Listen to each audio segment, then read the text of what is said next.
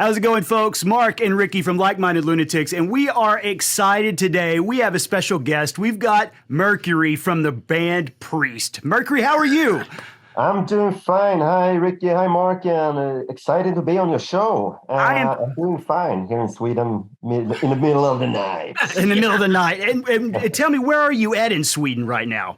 I'm in a really small town called Kisa, south of Linköping at the moment, which in my new house here, actually. So, well, that's exciting. Congrats. Yeah, I bought a house on the countryside. Left Stockholm, and now we have a house here, and which I'm gonna do music and everything in. So it's like a creative little place. That's beautiful. Just moved here, so I'm not in order yet, but it's really nice. Are you gonna have an actual studio there at your place?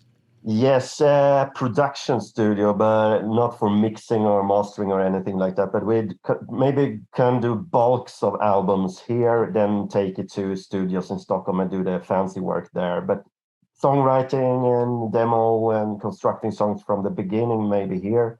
And I don't have time to learn how to mix properly, so I rather hire guys that dedicated their lives to it. So sure.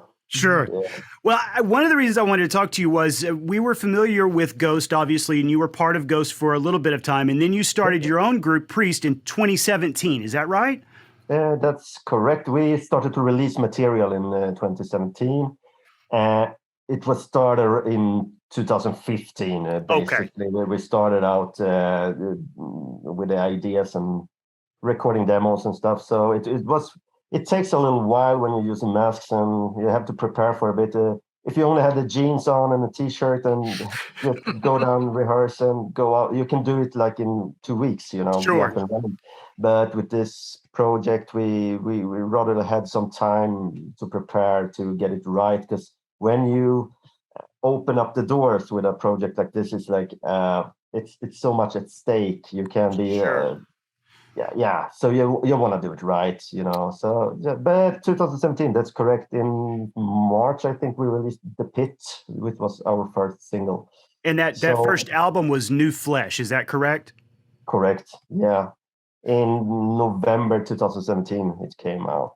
Well, I have to be honest with you. Obviously, Ricky and I have heard Ghost, and we're fans of it, but I love the sound that you have created with Priest. I have to tell you, I love it a lot more than some of the other stuff, like what Ghost is doing now. What you are doing is right in my wheelhouse. And so one of the first questions I wanted to ask you was, I know you have much more creative voice in this band, but in your head, what is the creative distinction between what you were doing back then and what you're doing now, what you're moving forward and doing? Back then, I was the third bass player of Ghost. The bass player before me quit at his own will, and I was the next man from Linköping, because the members were mostly from the town of Linköping in Sweden. So I was asked if I could started to join, and I did, to play bass. And I had some ideas I wanted to bring into Ghost back then.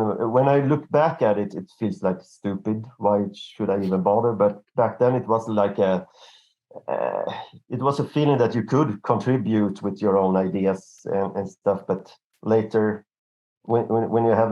when you know what happened later on, then it's sure. Yeah. But back then I tried to do some music for Ghost and stuff, but I had some other ideas. I also been a electronic music nerd, not nerd. Maybe I enjoyed electronic music for a long time and had programmed and stuff with my dad's equipment when I was younger. So this Priest was maybe a connection between those. It was too fun to not being a masked band anymore, so I just had to continue that route, because I thought it was more to explore to it in another way. And also I had a dream about having a synth pop, darker gothic synth pop band. So I just meshed the ideas, and this is what came out of it, basically. So. Well, it is wonderful work, and the new album came out in 2022. Is that right? The newest album, Body Machine. Yeah, Body Machine. Yeah. It was out in July 15th. and it's going very well. It's we're really satisfied with the streaming and how it was received by critics and everybody. So it's a I was a bit surprised. I was very I'm very proud of the album. So, but you know, every time you release something, you're a little, you know, but it seems to get a really good reception. I'm very excited. And from Hollywood as well, because you have the signal and the noises in the new Mel Gibson film too, correct? Exactly. That's fantastic. I can't. Yeah, it's now I'm starting to believe it because now it's out and everything. But it was like, oh, it's crazy. Yeah, I'm very happy about that. Well, congratulations on that. That is a huge deal. And it's very. I know as far as influences are concerned, I know Ricky, you had some questions about kind of influences and things like that you heard in the sound. Yeah, I hear all these different, and I've seen you I've seen y'all interviewed talking about Prodigy and Depeche Mode, and I even think I hear Kraftwerk in there. And what are kind of your influences for your sound? Kraftwerk, you know. We did a Kraftwerk video. Yeah, Ricky insisted that I needed to learn about Kraftwerk and Yellow Magic Orchestra. Yellow Magic Orchestra. Yeah. So we had to do a whole video on those two because Ricky was insistent that I need to understand them. So you're like Kraftwerk, and what other influences? You of course can hear a bit of Depeche Mode in there. Of course, you can't. I'm a big fan of electronic body music, like EBM, like Nitzer Ebb and you know, Frontline Assembly, and DAF, Deutsche Mechanische Freundschaft, and you know, bassline driven electronic music. So we try to fit that, especially on Body Machine. We're going back to that, but we're also going back to the 70s a bit with some Kraftwerkian melody. I'm not comparing, but we try to get take our touch on it. I like Kraftwerk because they're so minimalistic in their melody making, and melodies sticks with you. Sure. And I think they must have put a lot of time in defining their melodies because they're timeless in a bit. So I'm trying to have that kind of, you know, a good melody it can be a good melody right away when you write it, but if you're going back to it and that note can be a little better there, you know. And a little more work, it pays off, I think, because you're gonna live with the song and the melodies for the rest of your life, basically. Yeah. So why not put in the extra little effort in there and just try to. But also modern stuff like I love Orbital. That's one of my favorite Orbital, bands. yeah. And of course the Orb and the Left Field, the British stuff, Underworld. Love that kind of stuff too. So, and also I'm a big fan of like the Britpop movement you can call. Sure. But the Britpop music that came out in the 90s, because that's where I was an adolescent around that time. So everything that came out by then I sucked up like a sponge, basically. But now it's like I don't know. I'm not listening to so much new music in that way anymore. But I'm trying to be nostalgic with Priest. So maybe you get some modern stuff in there, but the base of it is of course like 80s EBM and synth, of course, with a gothic touch to it, especially visually. So you talk about melodies and bass line and all this, and I'm interested just in general, what's kind of the process of when you write a song? Do you come up with the bass line first, or do you think of a melody, or do you come up with the sample? I know you do a lot of sampling, or I know each song's different, but how do you come up with a tune? For Body Machine, it was mostly like coming up with a bass line first. For most of the songs, but some songs I had already written and had ideas from. But when I write a song, more melodic song, like there's a song on the new album called Phantom Pain. Mm-hmm. That was actually a drum bass groove that the producer came up with. And it felt good, but we need to do a song of it.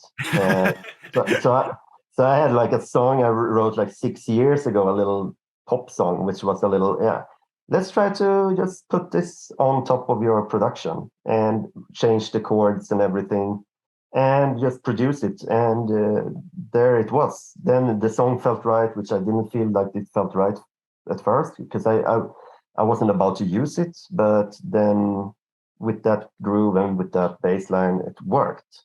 And then, of course, try to find the right lyrics on top of it. But most of the time I write on guitar or piano, and then I go to the computer and program it. But I'm more and more into just doing bass lines now. So on Body Machine 2, next album, which is already produced and needs some mixing and stuff now, but that's much more bass line driven also. But I try to find good melodies on top of the bass lines. Sure. So it's not screaming or, it's you try to find a song on top of it, but more monotonous. I find it interesting right now. So. And that kind of leads me to a question that I was interested in too. I've seen you talk a lot in some interviews about kind of being into comic books and things like that as a kid, and how that kind of has influenced the lyrics and the themes and the aesthetic of both the song and the music video. I have to tell you, man, I saw so many references, or at least I thought I did, in your songs. Things like, well, obviously the Phantom Pain, that leads me to Metal Gear Solid. And then Techno Girl. I can't not think of William Gibson's Neuromancer and Molly Millions, the Razor Girls, and Neil Stephenson's book Snow Crash. And yeah, that's good. Yeah. Transmetropolitan by Warren Ellis. I just feel like when I listen to your music, it feels like all of those things distilled into sound and imagery. How much of that is an influence on your work? Are there direct influences? I know you have a song actually called Neuromancer, but do you intentionally try to bring those things in, or do you find they just end up happening because they're part of you? I think when I write songs, thank you very much, and glad you're noticing the references, because they are there. Not to say too much. I think you forgot Tank Girl. Oh, yeah. I apologize for that. Laura Petty was fantastic in that film, and the comic was amazing. Yeah. But I tried to cram in some. I love pop music when you can find the references, but they're not there to be crucial, Sure. For those who know, but the song, it's important that the song works without you knowing all the references as well. But of course, Transmetropolitan is one of the best cyberpunk comic series I've read, but I try to cram in some stuff in there, I have to say, even watching the new Techno Girl, which maybe we'll watch that as our video in a minute, which is an amazing music video, by the way. I was immediately reminded of CG Project Red's cyberpunk game, and then the new anime that's on Netflix. I was watching the new Netflix, and I have to say, Mercury, I was like, why is Priest not on here? They would fit perfectly in this anime. I wonder that too. Call me. Call me up. Call you. We should be in, at some point. I hope somebody do that. But a dear friend, Rhys Falber, actually had 2 songs in the game from Assembly. And no, we'll see what happens in the future. But I also write regular songs. But if we have this image, we have it have to be references to cyberpunk. Sure. So, and I say that in a good way. So I'm glad to write a regular song, maybe about love, maybe about something else from a regular life. But then you put in the little, the little stuff that makes it, can this be a love song, or is it a love song about somebody in another, in a simulation or whatever? You can. It's fun to lay down that puzzle, I think. Yeah. That was actually one of the things that I was going to mention to you, is that I know in a lot of cyberpunk stuff, it's obsessed with the dystopia, with the society falling apart and technology is kind of failing us.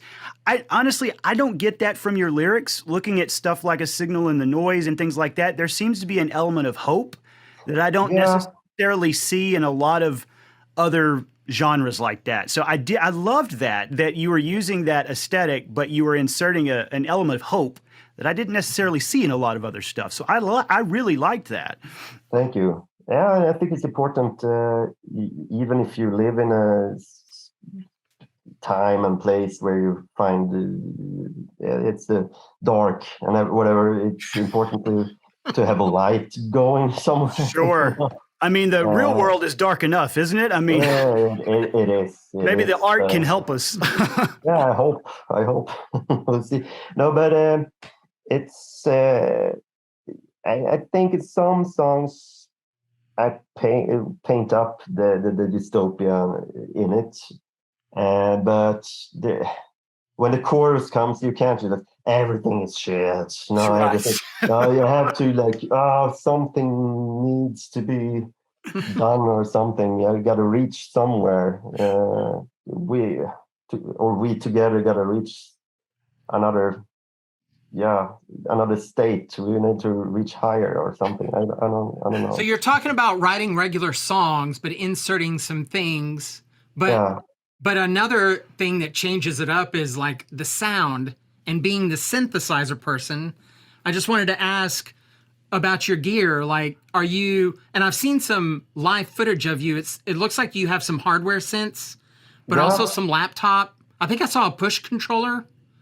Yeah, at some point we had a push controller and See? Oh, there you go. Please autograph my push for me. The Mark II, right? Yeah, that's right. So what's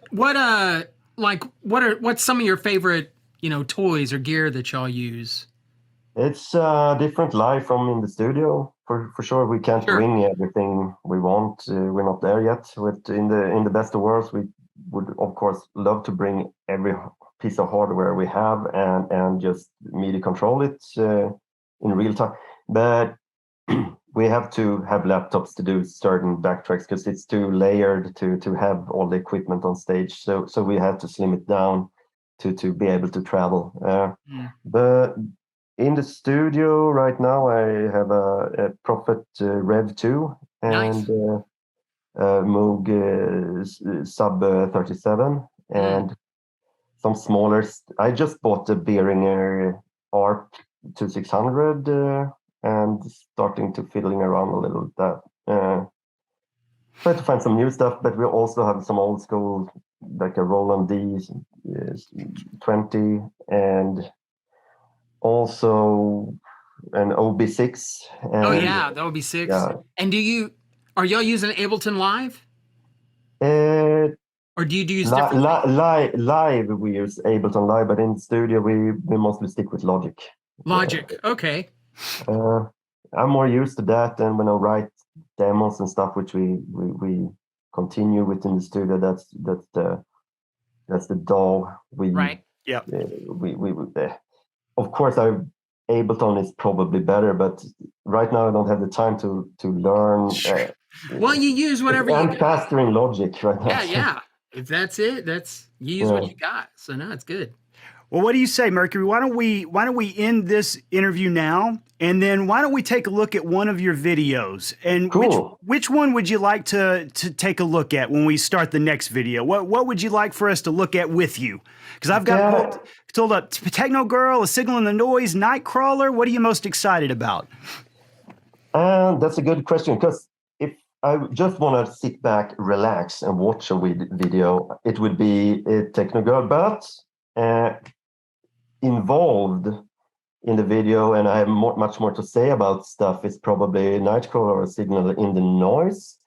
To have those two, I think it's the song I'm most proud of is A Signal in the Noise, and it's a low-fi video with no budget. Yep. So maybe that's an interesting video to check out. Well, I tell you what, why don't we... Nightcrawler maybe... you decide. Well, why don't we do this? We'll do another video for YouTube, and we'll take a look at A Signal in the Noise, and then we'll do an episode for the Austin Music TV, and we'll take a look at either Techno Girl or Nightcrawler for that one, and we'll decide when we get there. How does that sound? Perfect. Okay, folks, so we're going to end this video right here. I'll link to the next video, and when we come back, we're going to have Lottie with us. We're going to react to Signal in the Noise. All right. Yes.